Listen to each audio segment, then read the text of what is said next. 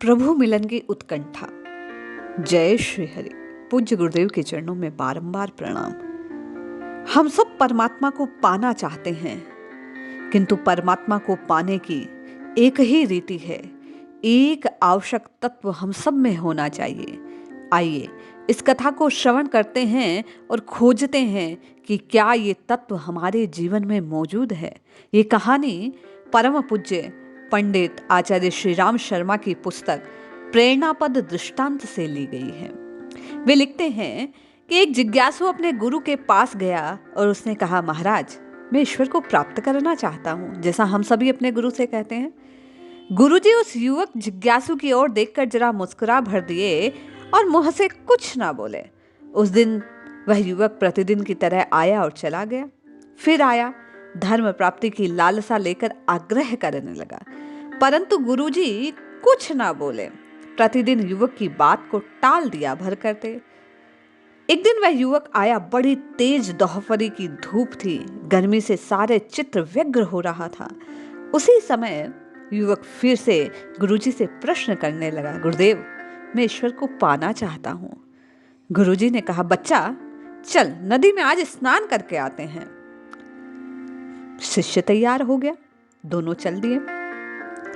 गुरु और शिष्य नदी में स्नान करते हुए गुरुजी की आज्ञा अनुसार युवक नदी में कूदा। पहुंचते ही गोता लगाने लगा। युवक के पीछे पीछे गुरुदेव भी। युवक के गोता लगाया तो गुरुदेव ने उसको जोर से पकड़ लिया और जल के भीतर ही दबा दिया। बड़ी देर तक वह पानी में छटपटाहट करता रहा, अपने को बचाने का प्रयास करता रहा। युवक ने जब पानी सिर के ऊपर निकाला तब गुरुदेव से पूछा, तू डूबा तो नहीं? बोले, नहीं गुरुदेव।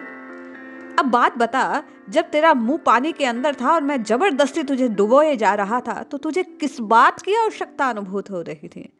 युवक ने कहा, गुरुदेव, सबसे जरूरी मुझे सांस लेने हवा की आवश्यकता थी।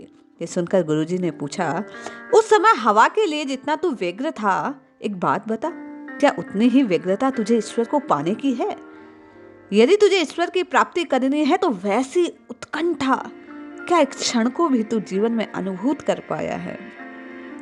वह कहने लगा, नहीं गुरुदेव, उस तरह की पिपासा तो मुझे नहीं हुई। मैं धर्म को, ईश्वर को जानना तो चाहता हूं।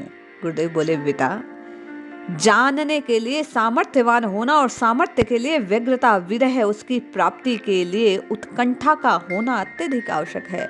जैसे जीवन के लिए श्वास लेना आवश्यक है, उसी प्रकार प्रभु प्राप्ति के लिए उत्कंठा का जीवन में होना, लालसा का होना, प्रभु प्राप्ति की पिपाशा का होना अधिक आवश्यक है।